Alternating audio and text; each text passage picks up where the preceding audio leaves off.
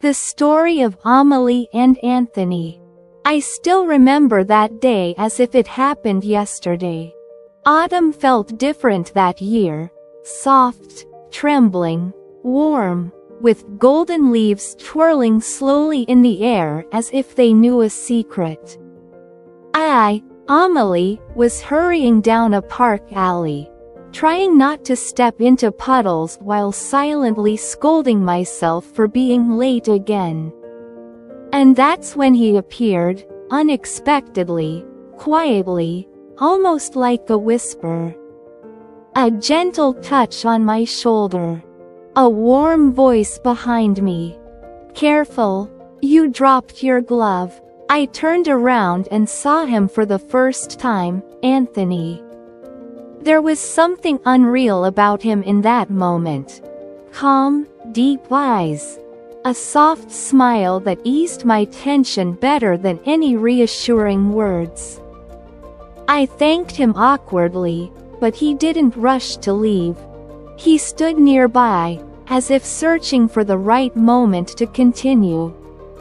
And then, with that natural ease only honest people seem to have, he said, "May I walk with you, Amelie? You seem to be in a hurry, and who knows what other tricks this alley might pull on you today." I smiled. With him, a smile came effortlessly, as though we'd known each other for years. We walked side by side, as if it had always been our routine. And strangely, I didn't want that walk to end. After that came days that were brighter simply because Anthony was in them. Our conversations were endless, deep, funny, sometimes pointless, but always precious. He opened up slowly but sincerely, and I caught myself trusting him in a way I had never trusted anyone. We met in cafes, in parks, under the rain, under the sun, always as if the world paused to listen to our story. Anthony had a way of listening as though I was the most important thing in the world. And beside him, I felt myself becoming better. But just as our feelings blossomed, fate decided to test us. Anthony suddenly learned he was being sent on a long work trip. I saw how hard it was for him to tell me, how he tried to hide the tremor in his voice. "It won't be for long, Amelie. I'll come back," he said softly, touching my hand. I nodded, though something inside me was already cracking. The tears came later, after the door closed behind him. His messages became the thread holding us together. I woke up with his words in my mind, fell asleep rereading them. Anthony wrote that he missed me terribly, that he counted the days, that sometimes he woke up at night and reached out his hand, imagining I was beside him. But distance can be cruel. Then one evening he wrote, "Amelie, I'm coming home tomorrow. Will you meet me?" I read that message over and over, afraid the words would vanish. The next day, I went to the same alley where we first met. I stood under the same chestnut tree, holding the same glove, the one that started it all. My heart was beating wildly, as if we were meeting for the very first time. And then I saw him, Anthony, walking toward me with that familiar, warm smile that always melted my defenses. The wind played with his hair, and everything in his expression said it all: tiredness, joy, love. He wrapped me in his arms and whispered, "I'm back, and I'll always come back to you." That's when I understood. This wasn't just a reunion. It was a choice. It was fate. Now, when Anthony falls asleep beside me, I think about that autumn moment that changed everything. About a dropped glove, a gentle voice, and a gaze that became my home. I still keep that glove. Not out of fear of losing anything, but as a reminder that real love arrives quietly and stays forever. After Anthony returned, life seemed to settle into something warm and peaceful again. We walked our familiar streets, laughed over small things, cooked dinner together, left each other silly notes that somehow always felt meaningful. It felt like the worst was behind us. But real challenges come when you expect them the least. One evening, we were sitting in the kitchen drinking mint tea. Anthony stared out the window for a long while. Then he turned to me slowly and said, "Amelie, I have to leave again." My heart tightened before he even finished explaining. I knew what it meant. But this time it was worse.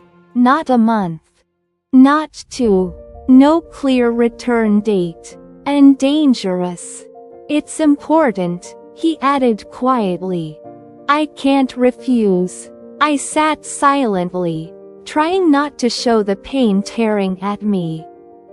He touched my hand, and I didn't dare look into his eyes, afraid I'd see a goodbye hiding there. "I'll come back. I promise," Anthony whispered.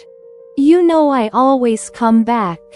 I nodded, though something inside me was already breaking. He left 3 days later. And each of those days felt like waves crashing into rock, relentless, heavy, cruel. I tried to be strong. I tried to be brave for him, for us. But when the door closed behind him, I realized I wasn't ready for another separation. This time everything was different. Anthony wrote less often. Sometimes he couldn't respond for days. I woke up at night to check my phone over and over until my eyes burned. Fear became my shadow. Then came the worst night. I received a message, but not from him. Short, official, cold. Anthony is temporarily unreachable. He is in a restricted communication zone. Please do not worry. Do not worry?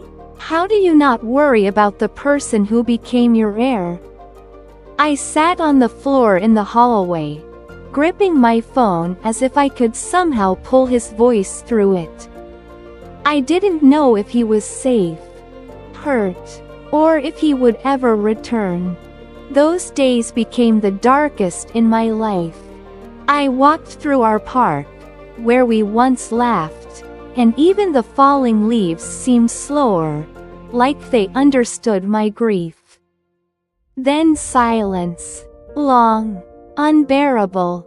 All I had left were memories, and that first glove, which I held every night like a talisman.